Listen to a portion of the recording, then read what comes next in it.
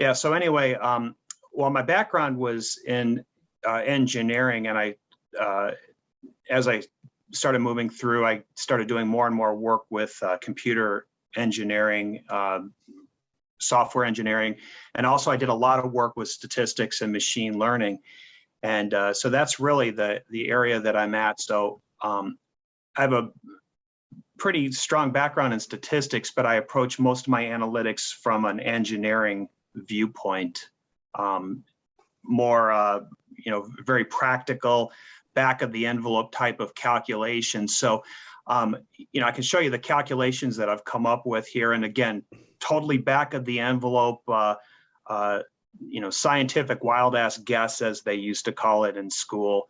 And I'm sure there's going to be a lot of statisticians and economics people that will find a lot of fault with what I'm showing you. But, I think the punchline here is that no surprise to anybody, the calculations that are given to us by the U.S. government are probably grossly understating what inflation truly is. So I'm certainly show you the calculations that I have. And Donald, can you tell us, are you a professor at Northwestern University? Is that what you're doing right now? Or? But it's one of many hats that I wear, but I teach data science at Northwestern, and their master's program is strictly online. So I'm a part-time instructor there. I've been teaching there for, I want to say, 8 or 9 years. I've worked in analytics since the year 2000, and so that's coming up on a little over 2 decades. And right now I do consulting. I do consulting work for banks, insurance companies, healthcare, et cetera. I do analytics in their data.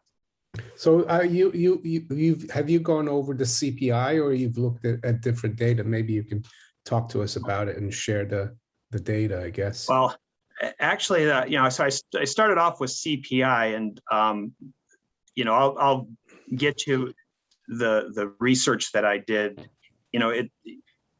It turns out that the government is reporting inflation using consumer price index, and they've been changing the way they've calculated consumer price index for, from my research, again, scouring the internet, it looks as though they have changed their method of calculating CPI, a dozen or more times over the last 20 years. So it seems, if you're cynical, you might suspect that the government is deliberately trying to underplay the amount of inflation that's truly, occurring. So I started thinking that what you really need is one constant product that never changes. Well, in theory, never changes over the course of, year in and year out. And so the one I thought of on my own was the McDonald's Big Mac. I mean, turns out that I wasn't the first guy who thought of it, but I thought of it, and then I started doing research, and I was kind of disappointed to find out that other people have been here before me. But I've collected a lot of data, and I've done some research here. And the mindset here of the McDonald's Big Mac is that it has everything in there. I mean, if you own a McDonald's franchise, you've got property in there, you've got labor costs. I mean, I can't take and offshore the production of a Big Mac to China. It's like there's a bunch of college kids or high school kids making these in the back room. I can't import that from China. So I've got labor costs in there. I've got insurance. I've got, the delivery costs of the food. I've got the gasoline, et cetera, et cetera. So it's all in that one Big Mac, you've got everything. So I thought, well, what if we compare the price of the Big Mac over time versus what the government says it ought to be? So I can show you that. Okay. So I'm sharing my screen with you, Mario. Yeah. Okay. So anyway, the punchline here is that I found, and I have here the links of where all these are. So I'll send you this stuff shortly. But one of the consumer price index websites that I found from the government said that, gave to me, assuming that the baseline was 100 at 1967. So, using the government, the website I got this from, their baseline that they were reporting was, they said, let's assume 1967 was 100. Then they started at 1991 and went forward. So, of course, I had to fill in this number. So I went and found another website that said that reported inflation, and I just basically backfilled these numbers. So I wanted to get a historical, rate, based upon what the inflation rate I, took an estimate in some of these 1960s and 1970s, and I think that was a reasonable assumption to make. So this is the consumer price index going from 1967 to the year 2020. And then I said, okay, this is the price of the Big Mac. And I got this from a website called bigmacindex.org. Yeah. And so I've got only in America can you have a guy who makes a living selling the price of the Big Mac over time. But so the yellow ones were dates that I didn't have, so I had to guesstimate again based upon inflation. So I approximated a few years here in the 1970s and 1980s, but the rest of them are valid. Okay. So let's start with these numbers right here. And then I said, okay, if this is the consumer price index, this is the actual price of the Big Mac. I'll highlight that in yellow. And this is what the government says it ought to be. I'll make that in orange. Okay. So starting in 1967, I'm just moving on forward, and the numbers seem to be relatively similar to one another. Okay, so we got over here. I mean, they're, like, for example, by 1986, the government thinks that the, consumer price index predicts it should be $1.50 for a Big Mac, but the average price of a Big Mac is $1.80. And then, you move on down the road. Eventually, by the year 2002, these numbers are really close to one another. And I'll show you a graph in just a moment. But up until around the year 2002, these numbers kind of diverged and converged back again. So it seemed like the consumer price index and the price of the Big Mac were roughly the same with one another. So here's a little graph that shows that. So, I've got it going from 1967 to about the year 2002, thereabouts. And according to the consumer price index, the price of a Big Mac should increase about 6%, 6 pennies a year on the average. And we were seeing about 7 cents. So the two numbers did not diverge significantly. So, it looks like the Big Mac for the first, let's say 67, let's see, 77, 87, 90, 30, 30 years here, the price of the Big Mac was a pretty good indicator of inflation for that amount of time. So so you're following along, Mario? Yeah. It looks like the government data and the price of the Big Mac were following each other pretty much in lockstep. Yeah, and interestingly enough, when you follow shadow stats, they say that the government really started monkeying with the consumer price index around 1980. So it's kind of interesting. Yeah, that's when that is kind of interesting that it's gone off that the CPI a little bit there, but it's still not that bad. Right. But now we're going to get to around 2003. So now I'm going to start adding to 2003 to today. Okay. So here we go, the next graph. And you see that around the year 2003, you see the difference here? Yeah. If the price of I'll show you the real data in just a minute, but when you're looking at this thing, it looks like the price of the Big Mac is going up 3 times higher than the consumer price index would suggest. So the government's still saying, hey, listen, those Big Macs ought to be going up 6 cents a year. And in reality, they're going up 19 cents a year. So you could argue that it's about 3 times, if this is an indicator of inflation, one might argue that whatever the government says inflation is, it's going to be 3 times that, 3.2 times that. So, and in fact, if we even look at the actual data itself, let's say I've highlighted it around, here in red around 2003. So you see that by 2002, these numbers were pretty close to one another. But then all of a sudden, they just take this huge, divergence. The next year, the government says that ought to be $2.50, and it's $2.70. Then it's $2.60 versus $2.90. And now, these numbers are going off the charts here. By the year 2013, the government's CPI number says it should be a $3.20 Big Mac, but it's $4.50. And these numbers keep going up and up. Now, I don't have the 2021 numbers yet. I think that those will come out at the end of the year. But, the average price of a Big Mac as of January of this year was $5.71.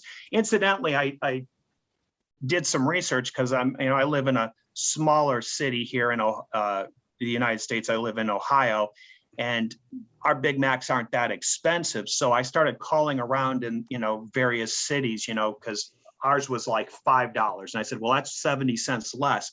And then I started calling up, using the magic of Google and the internet. I started calling up places like in San Francisco and Washington, D.C., and some of their Big Macs were like $7 and $8 a piece. Wow. So I think, the larger cities, the price is just higher.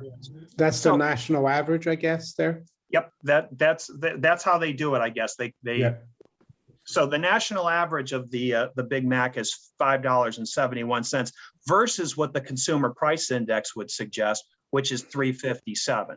So ultimately, I'm going with this and suggesting that the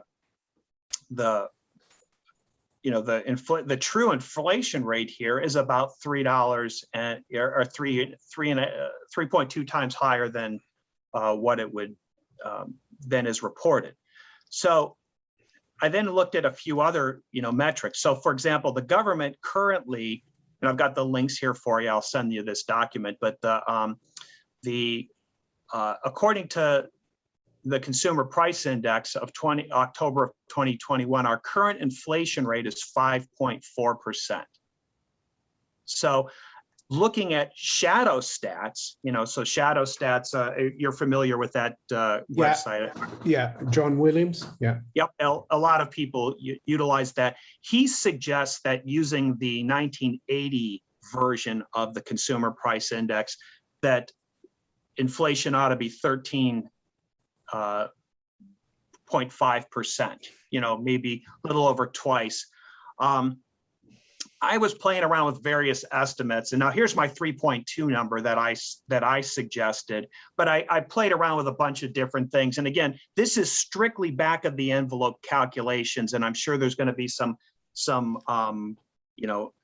economics experts or statisticians who will say, well, you can't do that. Well, you know what? Yeah, I can. I can estimate just as well as the next guy. Yeah, the Federal Reserve, they take out food and energy, so they wouldn't count the Big Mac. Oh, there you go. So here we have 3.2 times the average. So if I take this guy and multiply by 3.2, so now I'm getting an inflation rate of 17.3%.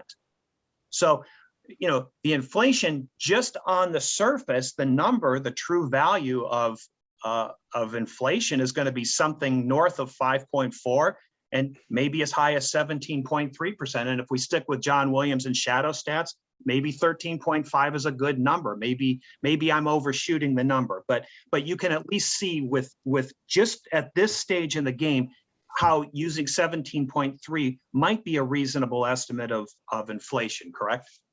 Yeah, and it would be interesting to see how real inflation has been since 2003 when it started diverging as well. Mm-hmm. Yeah. So, so that was one of the first things that I did.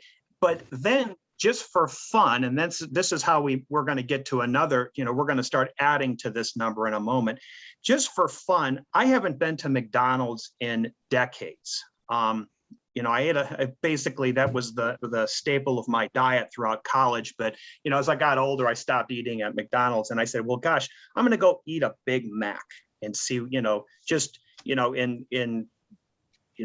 just keeping within the spirit of my research. And I went and ordered one of these things, and I thought, I opened it up, and I'll tell you, the size of the meat patty on there was noticeably smaller than when I was younger. I mean, I'm looking at this, I'm like, gosh, this thing looks like it's shrunk. And then I started doing some research on the concept called shrinkflation. Have you've of course heard of that, right? Yes, I have. I've noticed that too. I remember that a quarter pounder with cheese, the patty was really big, and nowadays you ask for a quarter pounder, and it's like it used to be the smaller one. Mm-hmm. So, but anyway, let's have a look at what you've. Yeah. So I went and found online. Somebody had a list of products, and this is from 2020 to 2021. And I think this was January of 2020 to February of 2021. So I've got the link here. And he listed 25 products of what the product size was versus what it is now. So for example, Star-Kissed tuna was a 6-ounce can. Now there's 5 ounces, so you get the gist here. Ragu spaghetti sauce. And the one that really breaks my heart here is, coffee. It was 16 ounces and now that's down to 10 ounces. Wow. Yeah. So that's, I know you guys drink tea over there in England, but, No, we drink coffee here quite a bit too. Well, okay. I've noticed a lot, like the chocolate bars and like the Smarties, the bags. Mm-hmm. And also crisps, which you call potato chips. We call it crisps. The bags are still the same size, but you open it and there's half the chips in there. Yeah, well. Right here. Lay's potato chips right here, 15%, 15 and down to 13. And that's in just 1 year there. That's just from 2020 to now, isn't it? Exactly. So, so you get the general idea here. So now here is where I'm taking a huge leap of faith here. So I don't, I thought, well, what is the average amount of shrinkage of these products? Now, in a real world situation, you would probably want to do like a weighted average, or, most people buy more Star-Kissed tuna than they do Haagen-Dazs ice cream. So maybe you would weight that more, et cetera. So you would probably if we really wanted to be rigorous and we wanted to calculate the shrinkflation here, you might want to make this weighted average. But again, back of the envelope calculation, if I just took the difference of all of these different products and look at the price, the shrinkage here, it looks like on the average, it's about a 14.5% decline in 1 year. And the median here is 12.5. So I figure I'll split the difference and call it 13.5%, So let's call it 13.5% shrinkage on a lot of household goods. So here's where I start getting into some really high numbers, because if I'm going to spend 17% more and I'm going to get 13% less, could we argue that in fact my dollar is now buying me, 17% more and I'm getting 13% less? You add those two numbers and I'm suddenly now looking at a 30% less buying power of the dollar. Yeah, you said your dollar is buying 17% more. I think you meant 17% less, and it's also getting 13% less. So like total 30%. Yeah. Right. The cost goes up 17%, and the what I'm getting is 13% less.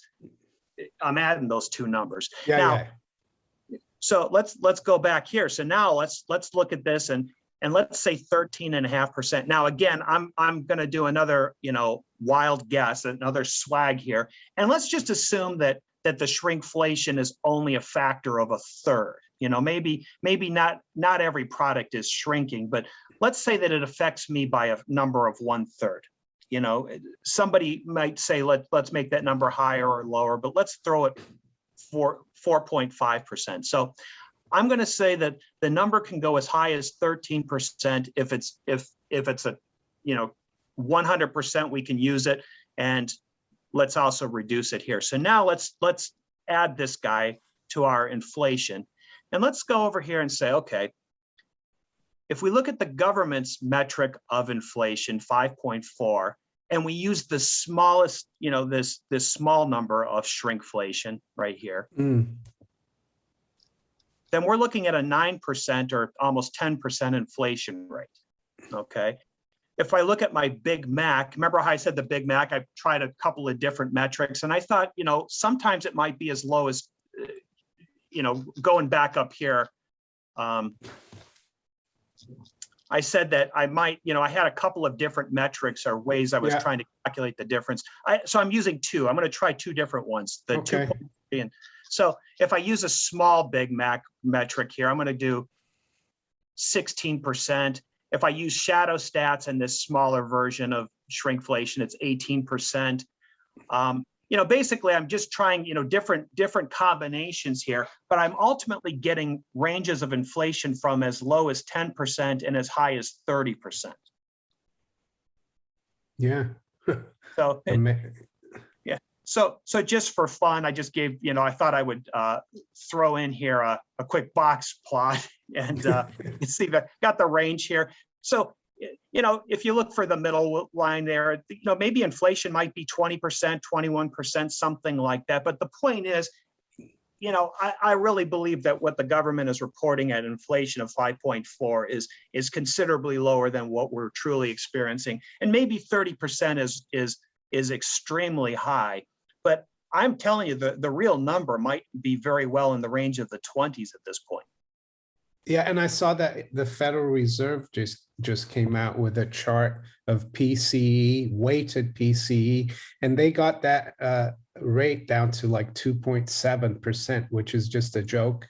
I mean, not even close. And is it any wonder, that you're seeing so many people, so much wealth inequality, and a lot of people having to get help from the government? I mean, this is what this is showing. While I guess Jay Powell doesn't care about the price of a Big Mac. He probably doesn't eat one, but anyway.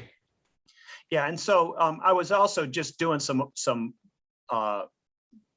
poking around on the internet before our call, and I was just wanted, I started looking at some various other products that people, buy. Things that are starting to affect profoundly the inflation rate here. Like, for example, gasoline this time last year was $2.27. Now it's $3.27. That's a 44% increase. Shipping containers, I got, coming over from China, worth $6,000 to have some, to rent a shipping container this time last year. Now it's $26,000. That's a threefold increase. Home prices went up 14.5%. And I was, I haven't even filled in this thing yet, but, prices are skyrocketing across the board. And, I don't think we're necessarily in the realm of hyperinflation yet, but I think that we're certainly seeing higher prices than, like you said, the Federal Reserve might suggest that we, are experiencing. The true number is considerably north of that. Yeah, I saw that today on Twitter. The CEO of Twitter, Jack Dorsey, he actually tweeted out that hyperinflation, that we have hyperinflation. He said it's here. So even people like him are saying that we have hyperinflation, and hyperinflation is usually when people really lose all confidence in the currency. And from what I've read in the past, it starts with fuel, it starts with the food prices.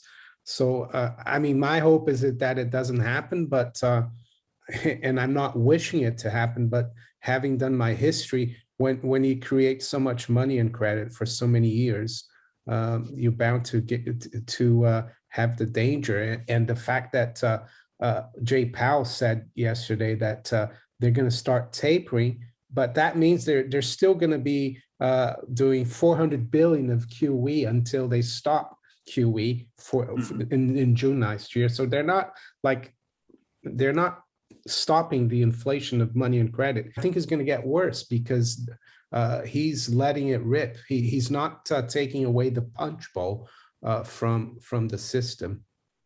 Yeah, and I think also along the lines of what you just said, I think just, you know, all the books that I've read, and I've been really doing a lot of research on hyperinflation, and you know, I'm trying to figure out what is the, you know, when does that occur? When do you actually, you know, when do you start beginning to go over the waterfall?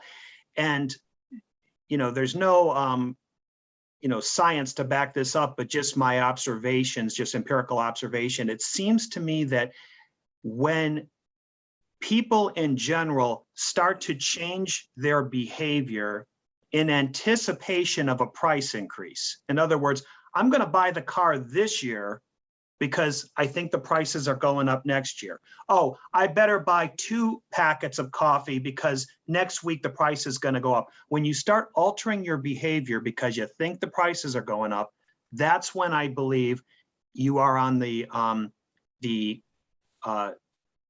you know, the Cusp. advent of or the cusp. Thank you. You Yeah, know? yeah. And So the easy other when you thing know that, the language, huh? the other thing that happens is that people who produce the goods and services, they also they stop producing as much because they think I'm going to produce less because the price is going to go up and I want to sell it for a higher price. So that creates shortages and that encourages consumers to buy even more because there are shortages. It's like a self-fulfilling prophecy. Yes. And yeah, it's going to be interesting to watch in the next 6 to 12 months, I think. And I thank you a lot for contacting me and showing me these numbers.